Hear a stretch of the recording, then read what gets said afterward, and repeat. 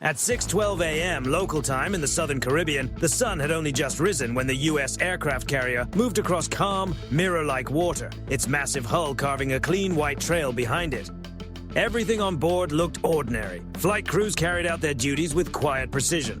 Radar specialists watched their screens in silence. There was no visible sign of strain. The ship was making a routine passage through international waters, far beyond any country's territorial boundary, under well-established maritime law. Inside the carrier's Combat Information Center, the mood was steady and professional. Rows of displays glowed in the low light, tracking aircraft, ships, and underwater contacts across a vast stretch of ocean. The carrier was not operating alone. Destroyers and cruisers around it formed a layered shield, all connected through a shared tactical picture. To an outsider, it might have seemed like just another peaceful morning at sea. To the Navy, it was simply the normal state of alertness that never truly switches off. Then, at 6:17, a new surface contact appeared. At first, it drew little attention. One radar return moving slowly, well beyond visual distance. Traffic in the Caribbean was nothing unusual. Commercial vessels, fishing boats, patrol craft. The watch officer noted it and continued, but within moments, a second contact appeared. Then a third, then two more. 5 surface contacts now occupied the same sector, moving on roughly the same course. That was when the room became noticeably quieter. The radar operator leaned in and adjusted the filters. These contacts were not spread out like ordinary civilian traffic. They were moving with purpose, holding relative positions while slowly picking up speed. Their transponders were silent. No AIS. No identification signal. Just 5 steel holes moving across open water. Track group established, the operator reported calmly. The tactical action officer stepped closer to the main display. The distance was closing, not sharply, not yet, but steadily. The formation looked loose at first glance, almost relaxed, but trained eyes saw something else. 2 slightly ahead, 1 centered, 2 holding back wide. This was not chance. It was structure. Identification followed quickly. Venezuelan Navy vessels, armed patrol ships, and surface combatants. Their presence in international waters was not unlawful by itself. Warships have that right. But formations reveal intent, and this one did not look accidental. On the bridge, the carrier's captain received the report without any visible change in posture. No sharp commands, no dramatic reaction, only acknowledgement. Foreign warships closing on a U.S. carrier was not unheard of. The real question was never who they were. It was what they planned to do next. At 6:22, the Venezuelan ships made a slight course correction. Only a few degrees, but enough to change everything. Their projected closest point of approach immediately began to shrink. They were no longer merely running parallel. They were converging. Bridge-to-bridge radio calls were prepared and transmitted using standard procedures in both English and Spanish. Professional, clear, direct. No answer came back. The call was repeated. Still nothing. Inside the Combat Information Center, every detail was logged. Bearings, speed, timestamps. Around the carrier, the escorts subtly adjusted their positions, tightening the protective screen without drawing attention to it. Sensors shifted from passive watchfulness to a sharper level of awareness. Not hostile, not yet, but no longer casual. At this stage, no weapons were activated, no missiles readied, no guns pointed. The doctrine was simple. Record everything, hold course, and avoid escalation unless absolutely necessary. Still, 5 warships do not move like this for no reason. By 6:26, the Venezuelan formation had closed enough for the pattern to become unmistakable. 2 ships pressed toward the carrier's portside vector. 2 more widened out, shaping the surrounding space. The 5th stayed aft, holding back and watching. It was not an attack. It was something more controlled, more deliberate. Pressure. And as the distance continued to narrow, one fact became impossible to ignore inside the carrier's CIC. This was no longer a routine encounter. Whatever followed would be documented, studied, and remembered long after the ships had gone their separate ways. By 6:31, the geometry on the radar screen no longer allowed for polite interpretations. What had started as 5 distant contacts had hardened into a coordinated maneuver, and everyone in the room understood it at the same instant. This was not simple shadowing. This was deliberate shaping. The Venezuelan ships increased speed almost together. Not enough to look dramatic, just enough to reduce the gap. Their formation became tighter, their spacing more disciplined, the kind of movement that suggested rehearsal rather than improvisation. 2 ships edged forward toward the carrier's projected track. The pair on the flanks continued widening the envelope. The trailing vessel stayed back, clearly positioned to observe, record, and react. On the main display, the closest point of approach kept falling, 5 nautical miles, then 4. CPA decreasing, the surface warfare coordinator reported in an even tone. No one needed to raise their voice. Every sailor in that room understood what those numbers meant. At that distance, errors stop being theoretical. Steel moves fast. Water leaves very little room for correction. The carrier did not alter course. That choice, simple in writing, carried enormous meaning. A turn away could be read as yielding to pressure. Holding steady signaled control. The captain's message was clear. The United States would not change course simply because someone tried to force the issue. International waters were not open to negotiation. On the escorting destroyers, the posture changed almost invisibly. Helm adjustments came in fractions of a degree. Spacing narrowed just enough to ensure overlapping sensor coverage. No dramatic movements. No visible show. From the outside, the strike group looked unchanged. Inside the network, it was fully awake. At 6:35, new bridge-to-bridge calls were transmitted. Venezuelan naval vessels in the area. This is a United States Navy aircraft carrier conducting lawful transit in international waters. State your intentions. The message was repeated in Spanish. Again, no reply. And that silence spoke volumes. Electronic support measures inside the CIC began picking up low-power radar emissions from the approaching ships. Not targeting radars. Not yet. Search sweeps, navigation scans, quiet probing. Measuring distance, angle, and motion. Every emission was logged, time-stamped, and filed away. The carrier was not simply being watched, it was being examined. Above, on the flight deck, the morning routine continued, but the rhythm had changed. Aircraft were secured more carefully. Deck crews moved with greater urgency and sharper focus. Below, air wing officers followed the situation closely without needing to be told why. They already understood what the next phase could look like. At 6:38, the Venezuelan ships moved to within 3 nautical miles. That distance mattered. Inside the CIC, the tactical watch supervisor marked it as a clear escalation point. Understanding rules, it demanded increased documentation and readiness. Not confrontation, not permission to use force, but a higher state of preparedness. A Seahawk helicopter was placed on alert. It stayed on deck, rotors still, but ready. No dramatic launch was needed. Its optics, infrared systems, and targeting sensors alone could shift the dynamic if required. It was presence without provocation. The Venezuelan formation tightened again. The 2 lead ships now sat slightly ahead of the carrier's bow line, angled inward. The wide ships maintained their arcs, limiting movement to the sides. The trailing vessel remained behind, steady and patient. It was not a perfect enclosure, not fully sealed, but the intention was plain. They were trying to create a box. Still, the carrier held its line. Inside the CIC, time seemed to stretch. Seconds were tracked. Bearings were updated. Every turn, every adjustment, every motion was recorded. No one wasted breath on guesses. Guesswork had no place there. Only facts mattered. At 6:41, one Venezuelan ship made a sharper turn, slight but significant. The closest point of approach dropped again, now to 2 nautical miles. For the first time that morning, the atmosphere shifted in a way everyone could feel. Not fear, focus. This was no longer the sort of interaction that simply faded with time and distance. It had become a contest of nerves, discipline, and doctrine. And as 5 warships continued pressing toward a single U.S. aircraft carrier, one truth settled over the Combat Information Center like weight. The next moments would not be defined by who carried the heavier firepower. They would be defined by who made the first mistake. By 6:44, anyone looking from the decks of the Venezuelan ships might have thought the picture was simple. 5 vessels had compressed the space around one aircraft carrier. The range had closed. The carrier had not turned away. No aircraft had launched. No visible weapons had come into play. From a distance, that might have looked like hesitation. Inside the U.S. carrier, the truth was the opposite. The moment the Venezuelan formation settled into place, the strike group's real advantage became both invisible and overwhelming. Every radar sweep, every change in speed, every course correction from the approaching ships was being absorbed into one unified tactical picture. The carrier was not passive because it was uncertain. It was calm because it did not need to rush. It was listening. And in modern naval conflict, the side that understands the picture best often holds the real advantage. High above visual range, an E-2D Hawkeye was already airborne, tightening its orbit. From that altitude, the entire surface situation became sharper and richer with detail. What looked like simple blips to the naked eye became layered streams of data. Speed changes, maneuver rhythms, spacing discipline, reaction timing. All of it flowed directly into the strike group's network, refreshing the displays inside the CIC in real time. What the Venezuelan commanders could not see was how clearly they were revealing themselves. Their formation exposed their level of training. Their spacing revealed how disciplined their command and control really was. Small inconsistencies between ships hinted at which vessel was leading and which were following cues. Even the delay between one ship's turn and another's response told a story about crew experience, communication speed, and coordination under pressure.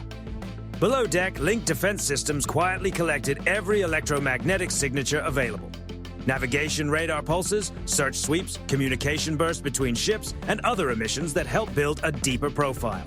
None of it crossed the line into direct hostility, but every piece added another layer to an intelligence picture that would remain valuable long after the encounter ended. Then, at 6:47, the Venezuelan ships made yet another coordinated adjustment. Two of the ships eased off their speed just slightly. The vessels on the outer edges narrowed inward. The ship at the rear moved closer, shrinking the gap it had been holding. To the Venezuelan crews, it may have felt like the circle was tightening. To the U.S. Navy, it looked more like pressure beginning to show. Formations under stress rarely stay flawless for long. Tiny corrections start to build. Human judgment slips in, and that is usually where the advantage begins to move. The carrier stayed on course, its speed unchanged. That decision forced the Venezuelan ships to keep choosing, keep correcting, and keep exposing their intentions. The longer the carrier refused to react, the more information it gathered.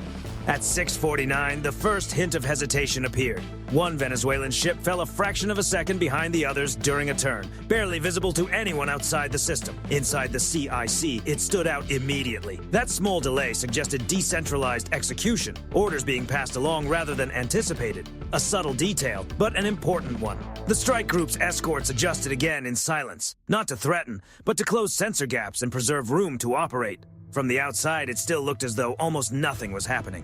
Inside the network, the picture was sharp and complete. The situation settled into a quiet balance. No shots, no dramatic warnings, just 5 ships applying pressure and 1 carrier refusing to blink.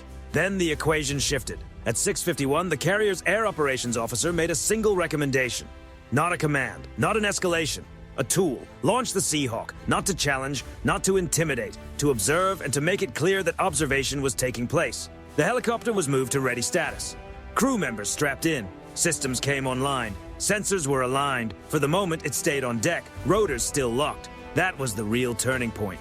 Because while the Venezuelan commanders were focused on the size of the carrier, its silence, and its refusal to maneuver, they were missing the most important fact of the entire morning. The longer the encounter continued, the more uneven it became. The U.S. Navy was not boxed in. It was setting the terms. And as the Venezuelan ships held position, unaware of how completely they had been tracked, measured, and understood, the next move, when it came, would not be loud. It would be exact. At 6:53 a.m. local time, the Seahawk lifted from the deck without drama. There was no theatrical scramble, no sudden burst of sound meant to send a message. The helicopter rose smoothly into the morning sky and banked low over the water, its rotors beating out a steady rhythm. To the crews aboard the Venezuelan ships, it was the first visible change since the encounter began, and that alone made it impossible to ignore. The aircraft stayed low, only a few hundred feet above the surface, well within clearly non-provocative flight parameters. It did not rush the formation. It approached at a measured pace, angled so that every bridge in the area could see it clearly. Inside the Seahawk, there was little to say. The crew did not need words. Their sensors were already working.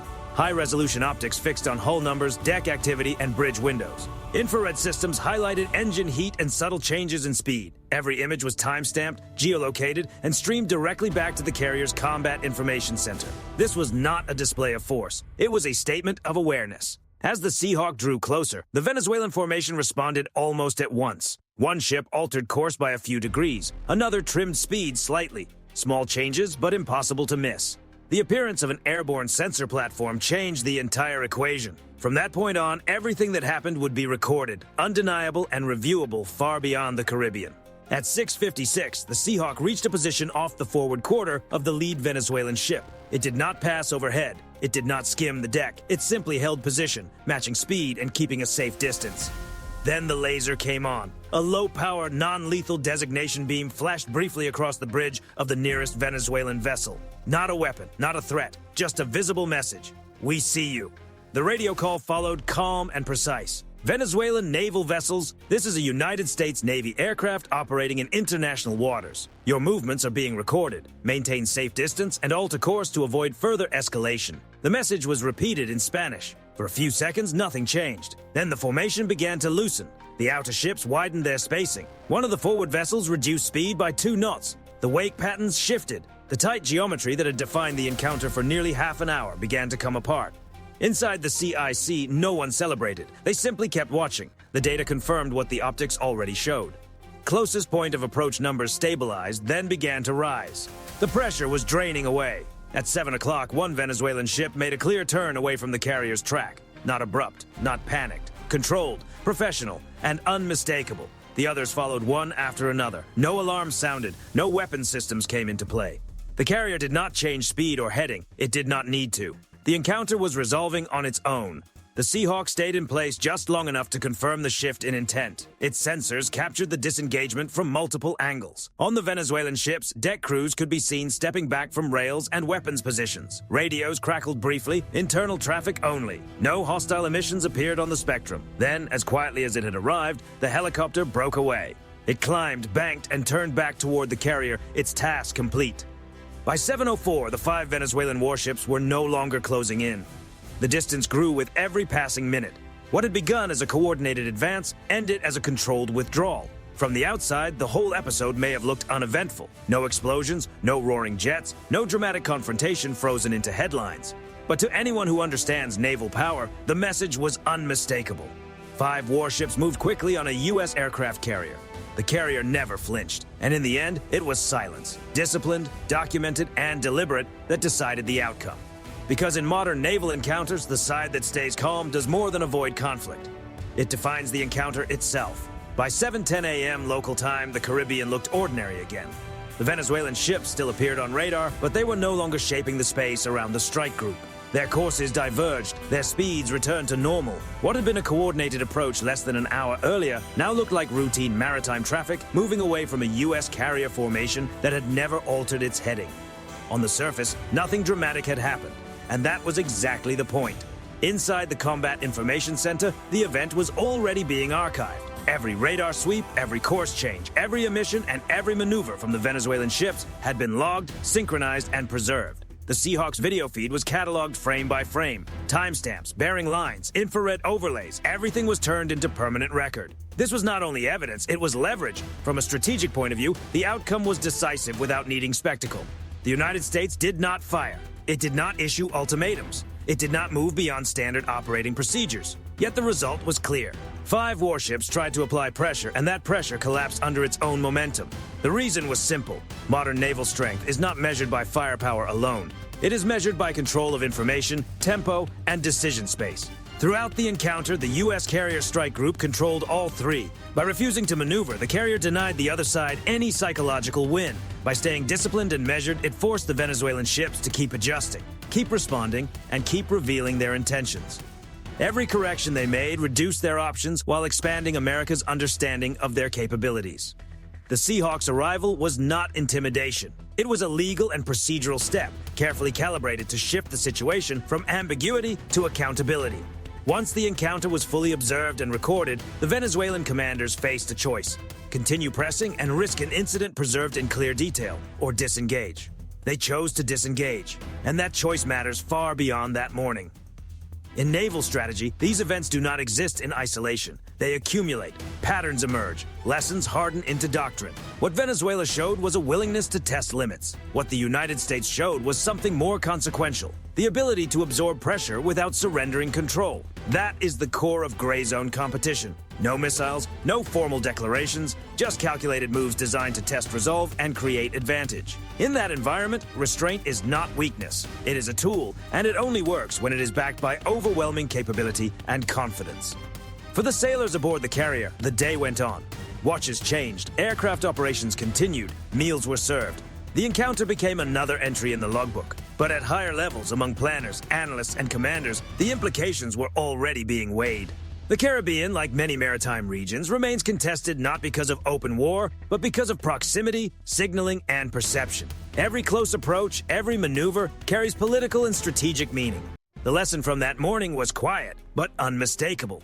If you move quickly to apply pressure, you must also be ready for what that pressure reveals. Because when one side stays calm, stays lawful, and stays fully documented, escalation stops being an advantage and starts becoming a liability. And that is the final irony of the entire encounter. 5 Venezuelan warships moved fast toward a U.S. aircraft carrier, expecting to shape the moment. Instead, the moment shaped them. So the question that remains, long after the radar screens dim and the ships turn away, is this: should the United States answer these encounters more forcefully, or is disciplined restraint the stronger response? Let us know what you think in the comments. And if you want more real-world naval encounters explained with clarity and detail, make sure you're subscribed. Because out in international waters, the most important confrontations are often the ones that happen without a sound.